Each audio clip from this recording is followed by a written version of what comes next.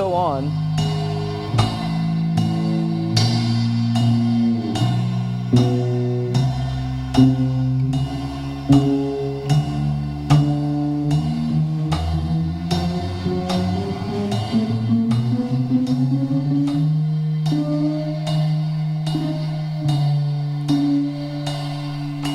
Great, thanks Joel. As you can hear, they are just kind of tedious, but you must do this to really listen for the octave intonation. Here we are a little bit flat, here we are sharp. One key to playing fretless bass consistently is ear training, and given how much you've done, I don't know, but you must be very conscious of hearing the waves and the pitch. Sharp, flat. Nobody plays in tune 100% of the time. Basically, it's a percentage play. I mean, if you just start out, you might be in tune 20% of the time, 30%. What we strive to do is just make it a lot more, kind of like baseball players, you know, keep the percentage up. But there are three processes, or three steps in the process of correcting your intonation. The first thing you do, of course, is you play the note. Now, whatever your point of reference is, whether it's a guitar player probably playing too loud on a big D chord, or a pianist, or whatever, you must tune your note roughly to them, or to yourself. So, initially, you play the note. The next thing you do is you analyze that note. And this is all happens in milliseconds. You analyze, now am I sharp or flat? Okay, I'm sharp, so I'm going to roll my finger back a little bit.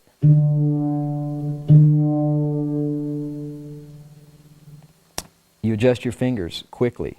You play the note, you analyze it, and then you adjust to be in tune. So, let's assume that this note is the constant, the D.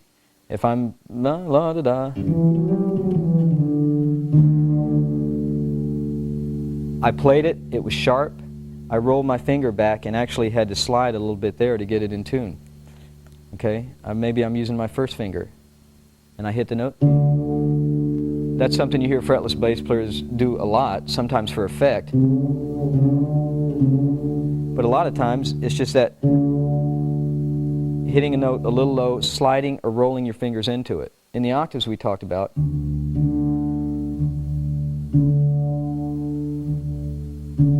I'm rolling them, and I'm assuming that the bottom note's in tune. Now that's not always the case. You'll find a point where you'll do this.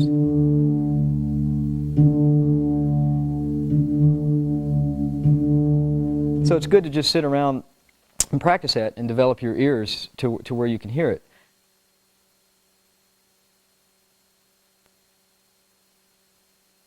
Moving from octaves, the next easiest interval to hear, I believe, are fifths.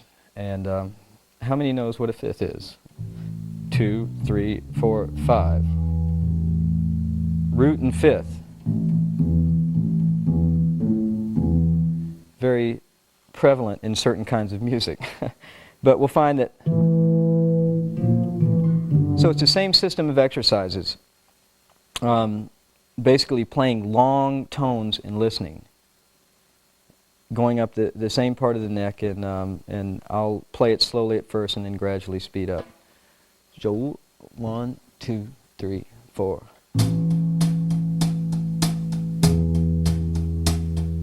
Let all the notes ring together.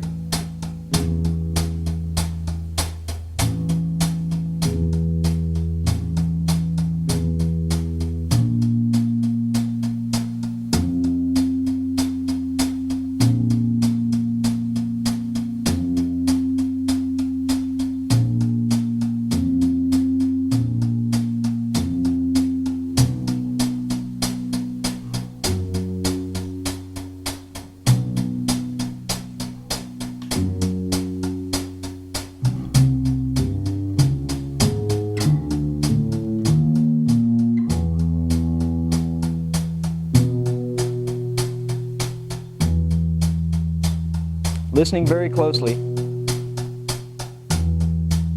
Okay. Okay, I'm going to play a couple, and I'm going to play purposely out of tune, and see if you can listen to the way I adjust, because believe me, it happens all the time. We just get good at fooling you.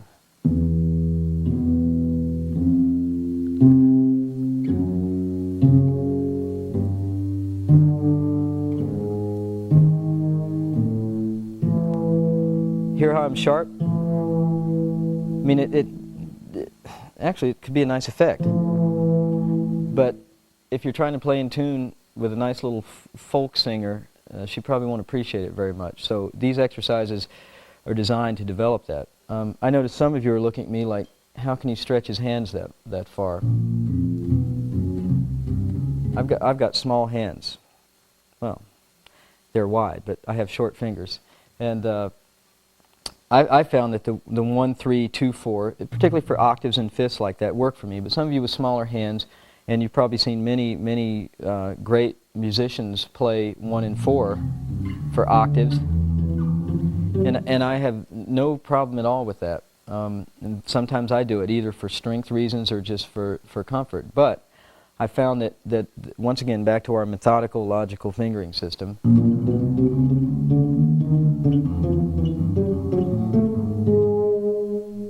playing octaves,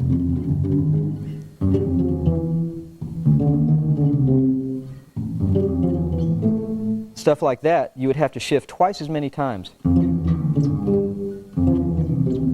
if you're catching them 1 and 4. And one thing that you'll learn, and that I've learned the hard way, is that the highest risk, the most risk of being out of tune is when we shift. If we stay in one position all day,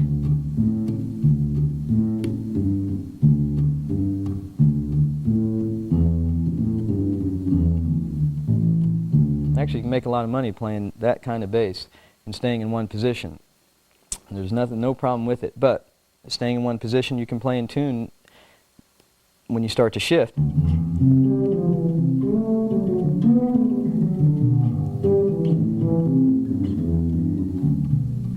Once again, I'm just explaining the most efficient way to use your fingers. The least amount of shifting results in probably a lot more accuracy and a lot more consistency in your intonation. Use your ears, not your eyes. You'll notice I'll look down a lot to shift.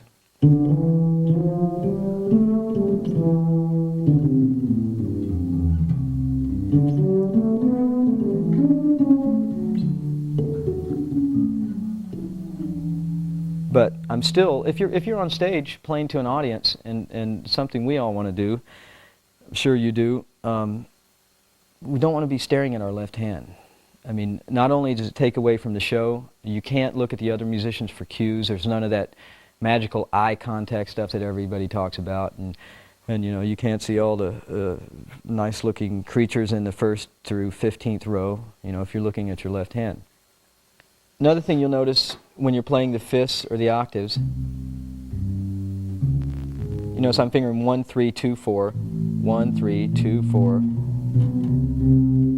Don't always get locked into that. There are other ways to finger fifths. 4, 1 is, I'm going A, E, 2, 4, so why not switch and go 4? It just puts a whole new perspective on keeping these consistent.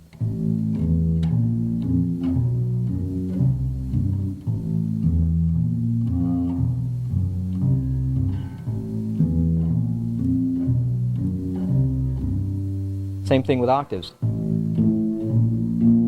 Listen closely. Listen to how easily I can play out of tune. You just find that pocket there, and as you work your way up the neck, constantly stop and listen to yourself. Here's an exercise that's what I call a combination exercise. Octaves and fifths together. I think there might be a 6th thrown in, but this exercise looks easy on paper, but as you'll hear, it's more than that. Little slight backbeat. Mr. Taylor, my personal metronome. That's great.